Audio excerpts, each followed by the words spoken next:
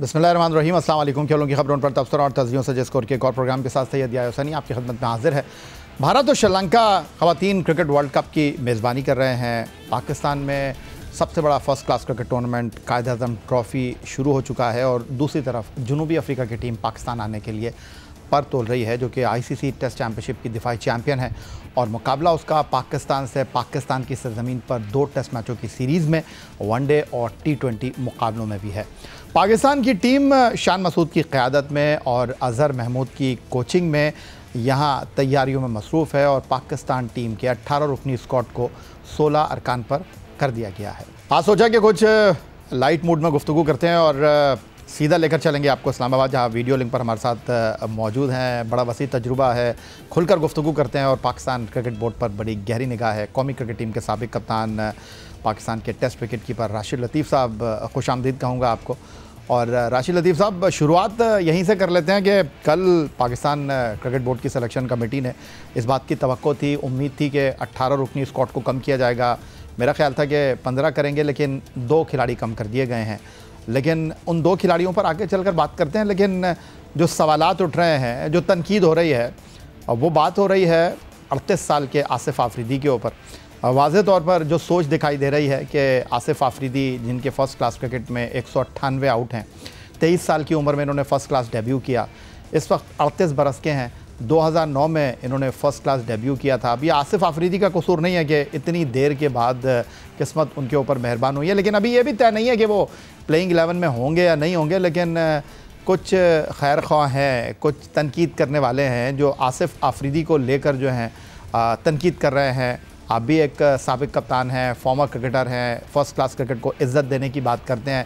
अगर 198 first class wicket लेने वाले को आप भले से 38 साल की उम्र में स्क्वाड में रखें, तो ये इज़्ज़त अफ़ज़ाई है, हौसला अफ़ज़ाई है, या उम्र को एक उज़्र बना लेना चाहिए? नहीं, उम्र को कभी भी नहीं बनाना चाहिए। अगर आपकी भी कारकर्दगी साल साल अच्छी रही है, T20 हो, एक रोज़ा हो, लिस्ट ए हो या फर्स्ट क्लास हो। अब इनकी बदकिस्मती ये रही कि ना, ये फाटा में थे। उस ज़माने में फर्स्ट क्लास नहीं खेला करती थी फाटा, कभी कभार खेल लिए। तो 2007-8 का इनका डेब्यू होगा फर्स्ट क्लास का। कभी पेशावर से खेल लिया। मुझे याद है कराची में कोरंगी में टूर्नामेंट कराया था चैंपियन लीग के नाम से, वहाँ से फाटा की टीम आई थी।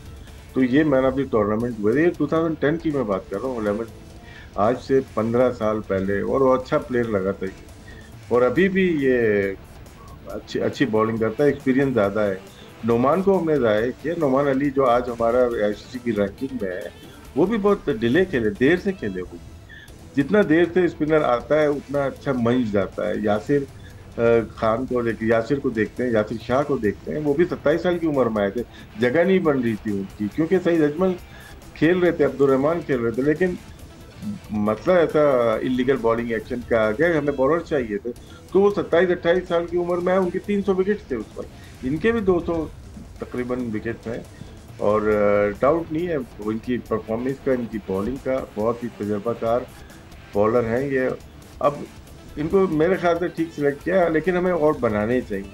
दूसरा मरहला होता है कि आपने क्या अंडर 19 से या कुछ बॉलर बनाए, जो कि मेहरान मुमताज़ चल रहे थे, असगर चल रहे थे, अच्छे बॉलर हैं हमारे पास। उस्मान अली चल रहे थे मुल्तान से, तो हम बना नहीं पाए शायद, या मौके इतना नहीं दिए। लेकिन जहाँ तक कि इनकी बात है, Asif Afridi very good bowler. अच्छा, मैं कहता हूँ तनकीद करना चाहिए, सवाल उठाना चाहिए, लेकिन तनकीद बराए इस्लाह होनी चाहिए, तनकीद बराए तनकीद नहीं होनी चाहिए। कुछ खैर खा ये भी बात कर रहे हैं कि कोई लीग खेल रहे थे ये कुछ अरसे पहले, और इन पर पाबंदी भी लगी थी, पाबंदी का टाइम भी पूरा नहीं किया गया था। और फिर ये PSL भी खेले हैं, मुल्तान सुल्तान के लिए खेले हैं, लाहौर कलंदर के लिए खेले हैं। और कुछ लोग जो है उम्र की बात कर रहे हैं, जिस तरह आपने कहा age just a number. On the other side गुफ्तगू ये हो रही है कि जी वो किधर हैं आपके डिसिप्लिन के उसूल, रवाबित, कवायद। मुझे हंसी आ गई इसके ऊपर, क्योंकि आप इस पर बड़े खुलकर गुफ्तगू करते हैं। आपने अपने क्रिकेट करियर को जो है वो इस सारे मामले में जो है वो जकड़ कर रख दिया। शायद आप इससे ज़्यादा क्रिकेट खेल सकते थे। तो आसिफ आफरीदी के ऊपर ये तनकीद मैं समझता हूँ थोड़ी नाजायज़ है। देखें, या तो आप मुस्तकिल पाबंदी लगाएं ना, जिस तरह से होती है। लेकिन जब आप 5 साल की पाबंदी जिस पर लगाते हैं, और फिर उसको खेलने की इजाज़त दे रहे हैं, कलर, नेशनल कलर, और फिर आप दूसरों को रोकना चाहें, वो ज्यादती होगी। अगर आपने एक गेट खोल दिया है, एक लॉ बना दिया है, एक रेफरेंस बना दिया है कि 5 साल के बाद, 6 साल के बाद आप आ सकते हैं, तो फिर मैं कर नहीं सकता कि आसिफ आफरीदी के लिए अलग रूल बना दूं कि वो नहीं खेल सकते। मैं तो ये मानता हूँ कि जो मैच फिक्सिंग में पकड़ा गया या जिसने मुल्क का नाम बदनाम किया, उसके ऊपर लाइफ बैन होना चाहिए इंटरनेशनल क्रिकेट का। हाँ, डोमेस्टिक अपना खेले, वो खेल सकता है क्योंकि पैसे उसको कमाने होते हैं। जहाँ तक आसिफ की बात है, उनको 1 साल के बाद छोड़ दिया था। दौरा मैच रहा है। मैं उमर अमीन की बात करूंगा, कल रात भी शो कर रहा था, उसकी बड़ी परफॉर्मेंसेज रही एक जमाने में। अब उसने बताया था असल माने में 2017 में जो हुआ था, खालिद लतीफ थे या शाजिद और साथ में शर्जील थे, नासिर जमशेद का इंडिकेट तो उसने किया था। उनके बताने की सजा उनको जिंदगी भर नहीं खिलाएंगे। यहाँ पे इख्तलाफ है कि कोर्ट ने दौरा मैयार है। एक प्लेयर जो परफॉर्मेंस कर रहा है, जो जो बता रहा है, आप जो बता रहा है उसको आप दोबारा सिलेक्ट नहीं कर रहे, जो पकड़ा जा रहा है उसको वापस लेके आ रहे हैं। तो यहाँ पे डिस्पैरिटी नहीं होनी चाहिए, कानून सबके लिए एक होने चाहिए। उमर अमीन का एक किरदार था, एक कैरेक्टर था, जिसको मस्त कर दिया हमारे पाकिस्तान क्रिकेट बोर्ड ने। लेकिन मैं जब जब आपने बोर्ड में रूल्स बना दिए हैं तो फिर वो चलेंगे। एक दफा आपने रेफरेंस बना दिया है ना, अब वो पकड़ा जाएगा और भी पकड़े जाएंगे, आगे दोबारा भी खेलेंगे। तो ये मैं प्लेयर्स को ब्लेम नहीं करूंगा, हमारे करता धरता है उनको ब्लेम करूंगा जो लॉज बनाए हैं। करता धरता भी तो एक नहीं रहते ना, कोई आता है वो अपने रूल बनाता है, कोई आता है वो दूसरे के रूल को खत्म कर देता है। इसलिए मैंने आपको ऑन बोर्ड ले लिया। भाई, लाने वाले तो वही है ना, लाने वाले तो वही होते हैं। ये आते जाते रहेंगे, आप और हम तो 20 सालों आप और हम तो बात करते रहेंगे और हमारा काम बात करना ही है। इसलिए मैंने आसिफ आफरीदी के मामले पर आपको ऑन बोर्ड लेकर मैंने कहा कि थोड़ा इस पर आपकी राय ले लूं। अच्छा, ये जो 2 खिलाड़ियों को टीम में नहीं रखा, फैसल अकरम और उनके साथ आमिर जमाल, तारीफ़ हो रही थी कि जी हनीफ मोहम्मद ट्रॉफ़ी में बड़ी उम्दा कारकर्दगी का मुजाहरा किया, आमिर जमाल ने उनको सेंट्रल कॉन्ट्रैक्ट में नहीं रखा गया, उनके डिसिप्लिन के मसाइल थे। और एक बात तो राशिद लतीफ़ साहब बहुत समझने की है, जिस तरह सोशल मीडिया ने बहुत ज़्यादा आज़ादी दे दी है। मुझे कहीं लगता है कि हमारे खिलाड़ियों को भी इस चीज़ को आप अंडरस्टैंड करना है, क्रिकेट खेलने या फिर बाकी चीज़ों में आगे चले जाएं। सबसे पहले क्रिकेट है। और आमिर जमाल और फैसल अकरम दोनों को टीम में नहीं रखा, कहा जाइए डोमेस्टिक क्रिकेट खेलिए। आपका इस पर क्या टेक है? देखें, एक ही यंग प्लेयर था जो कि 2023 का डेब्यू था फर्स्ट क्लास का, फैसल अकरम, उनको होना चाहिए था। चलें मान लेते हैं कि जमाल का ये कि और फास्ट बॉलर 3 बाकी हैं यहाँ पे। हसन खेल रहे हैं, हसन खेलेंगे, या साथ में शाहीन है और खुर्रम शहजाद है। इतनी जगह बनेगी नहीं, तो वो आप समझ सकते हैं कि ठीक है आमिर जमाल को नहीं रखा, लेकिन इस बच्चे को रखना चाहिए था क्योंकि हमें नए प्लेयर्स लेके आने हैं। हमने पहले भी शायद बात की थी कि 18 प्लेयर्स में यंग कोई जनरेशन का प्लेयर नहीं नजर आ रहा जो कि लास्ट 5 ईयर में डेब्यू हुआ हो, जिसका फर्स्ट क्लास में हो रहा था, वो भी आउट हो गया। तो मां सदाकत है, वो भी नहीं है। बहुत सारे प्लेयर्स जो कि है उनको आप ना लेके आते, सारे तो नहीं खेलेंगे। 18 राउंड किए ना, तो आएंगे 4-5 यंग प्लेयर आएंगे, वो खेलेंगे इनके साथ, शान मसूद, बाबर आजम के साथ, शाहीन के साथ ड्रेसिंग रूम शेयर करेंगे, ग्राउंड में शेयरिंग होगी, तो उनको तजर्बा मिलता है, आगे उन्हीं को खेलना है। लेकिन इनकी एज जो है ना, जो खेल रहे हैं, ये बॉर्डर लाइन केस हो गए सारे। 1 साल 2 साल के अंदर सारे चले जाएंगे, लग रहा है ऐसा। तो क्या हम बना रहे हैं प्लेयर? इसमें फैसल अकरम का होना इसलिए बहुत ज़रूरी था कि वो आया है, वो पाकिस्तान के लिए ऑस्ट्रेलिया गया, जिम्बाब्वे गया और साथ में साउथ अफ्रीका का टूर किया। वापस आके इतना अच्छा ट्रीटमेंट किया नहीं। वो हमारा नेशनल प्लेयर है और उसमें तवक्का ज़्यादा है। वो फर्स्ट क्लास भी खेलता है, अभी ग्रेड 2 में भी आउट किए उसने, तो उसको होना चाहिए था मेरे। राशिद लतीफ़ साहब पाकिस्तान के फॉर्मर टेस्ट विकेट कीपर, साबिक टेस्ट कैप्टन, वीडियो लिंक पर हमारे साथ मौजूद हैं। और पाकिस्तान में क्रिकेट एक बार फिर ऑन होने लगी है। अभी क्रिकेट ख़त्म हो ही नहीं थी कि क्रिकेट दोबारा से शिद्दत के साथ बैनुल-अक़वामी सतह पर पाकिस्तान टीम के लिए दरवाजे खोल रही है। मज़ीद गुफ्तगू एक ब्रेक के बाद।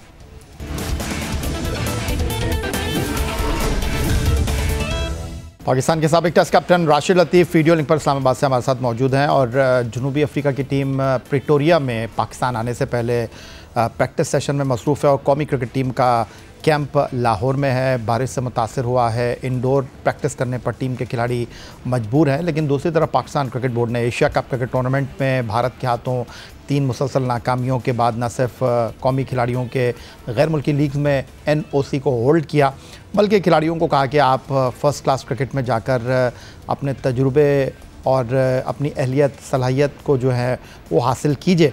दूसरी जानिब ये पहला मौका नहीं है कि पाकिस्तान के खिलाड़ियों को कहा गया है कि वो फ़र्स्ट क्लास क्रिकेट में जाकर खेलें, और एक ऐसे मौके पर जब टेस्ट मैच 12 अक्टूबर से शुरू हो रहा है, एक दिन पहले पहला राउंड खेलकर पाकिस्तान टीम के सरकर्दा खिलाड़ी जो हैं वो एक बार फिर पाकिस्तान टीम में शामिल होंगे। एक अच्छी रिवायत है और फ़र्स्ट क्लास क्रिकेट को इज़्ज़त देनी चाहिए।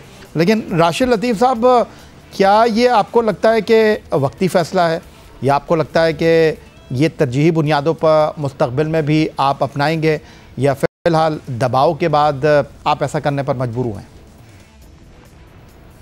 आजकल देखने को मिलता है कि फर्स्ट क्लास खेलने जाओ। मैं पुरानी बात अगर करता हूँ तो मैं बोलने की ज़रूरत नहीं होती कि फर्स्ट क्लास खेलने जाओ। 1994 में ऑस्ट्रेलिया कप का फाइनल खेला, उसके रात में फ़्लाइट ली कराची से फ़्लाइट ली, सेम नाइट कोच रावलपिंडी। मेरा बैग पिशावर हाउस बिल्डिंग से था नेक्स्ट डे, तो सुबह फजर पे पहुंच गए थे। एक दिन का मैच हुआ, 3 दिन बारिश हो गई, तो बुलाया नहीं जाता, आपको जाया जाता है, आपको रीच करना होता है। एक और मौका देता हूँ, क्योंकि मैं बासित और अथर लेके आए थे 95 में शायद इंडिया से खेल के, यहाँ से दुबई से कराची आया, कराची और फाइनल खेला Gaddafi stadium Lahore, gold flag का भी, कायदम ट्रॉफी का भी, तो खेला जाता था। अब मैं सुनता हूँ कि जा रहे खेलने, थोड़ा स्केड्यूल ना ट्रॉफी देर कर दी इन्होंने।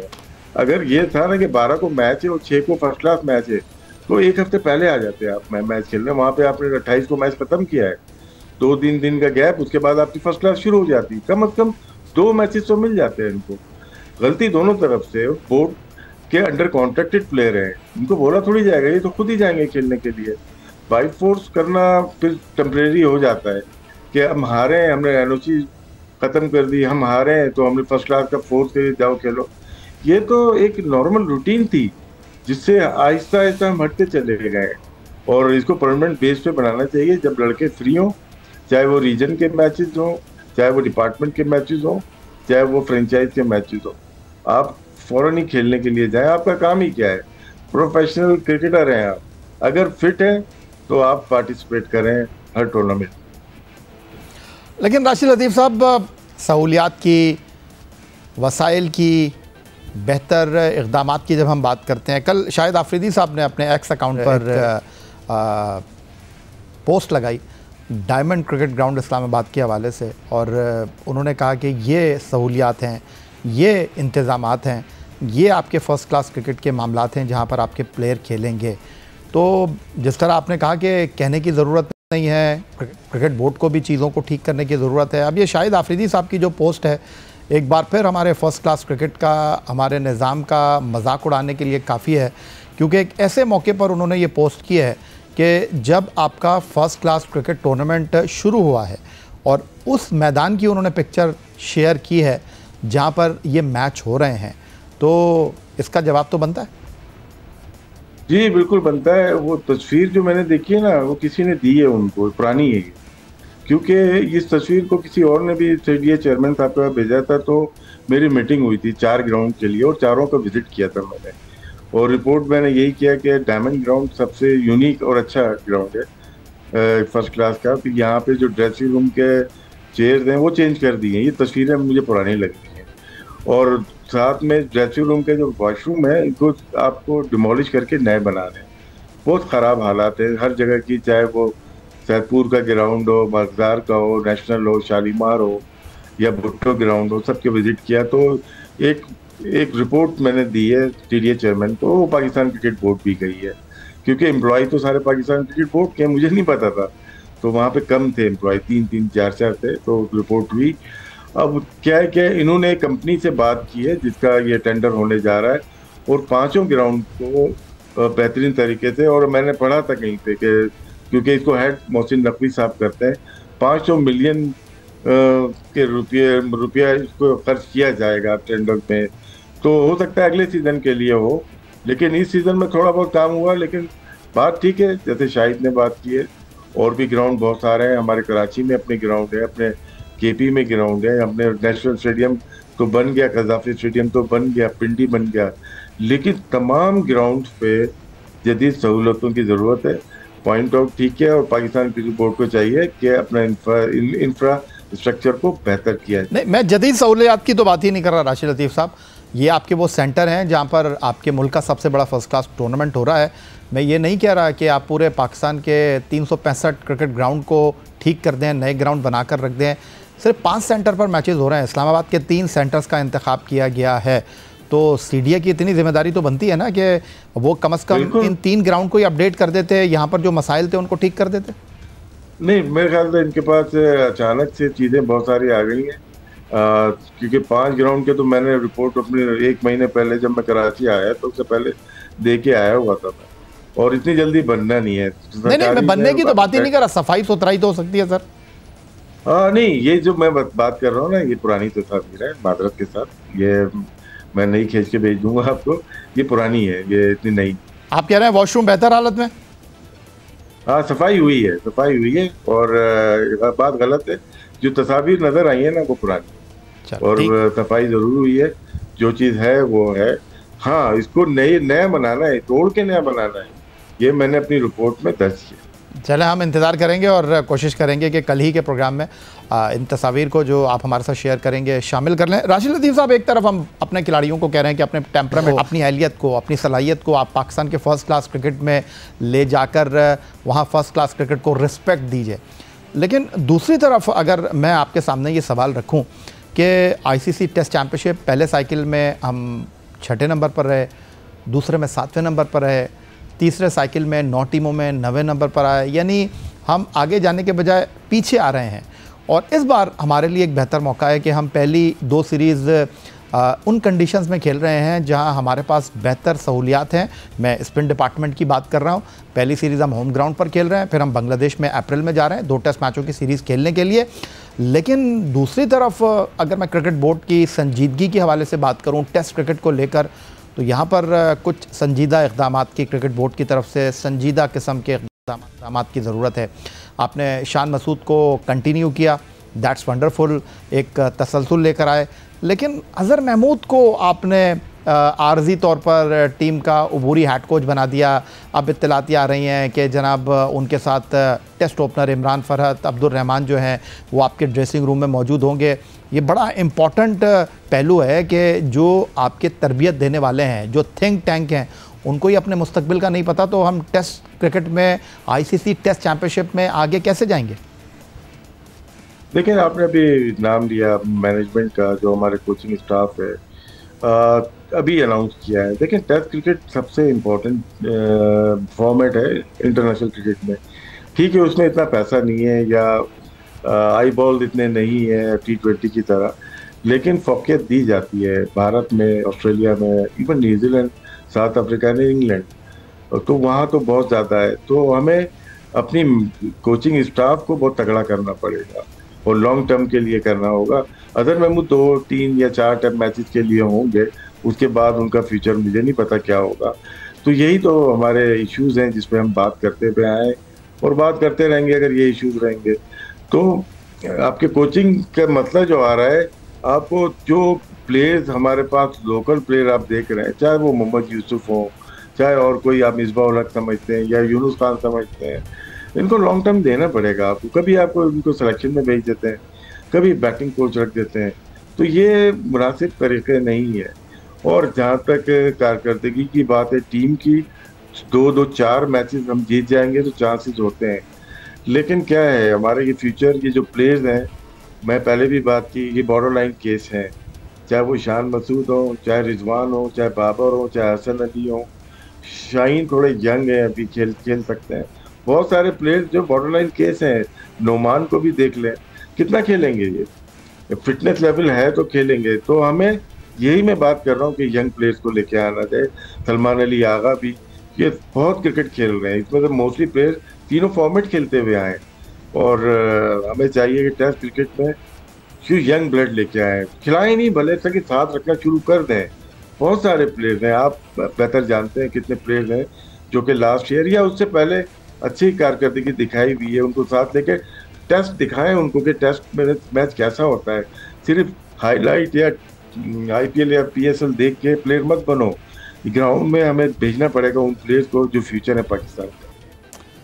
बहुत शुक्रिया राशिद लतीफ़ साहब हमें वक्त देने के लिए। पाकिस्तान के साबिक कैप्टन और विकेट कीपर राशिद लतीफ़ की गुफ्तगू आपने सुनी और पाकिस्तान की फ़र्स्ट क्लास क्रिकेट से लेकर आने वाली टेस्ट सीरीज़ पर आपने अपने ख्यालात का इजहार किया। यही आज का हमारा प्रोग्राम था। एक्स अकाउंट पर आप हमें फॉलो कर सकते हैं, ईमेल कर सकते हैं, अपनी राय से आगाह कर सकते हैं score@jio.tv पर। इस दुआ, इस उम्मीद, इस तवक्को के साथ कि पाकिस्तान में खेल और खिलाड़ी तरक्की करते रहें, सैयद याहिया हुसैनी को स्कोर की पूरी टीम के साथ अगले प्रोग्राम तक के लिए इजाज़त दीजिए। अल्लाह हाफ़िज़।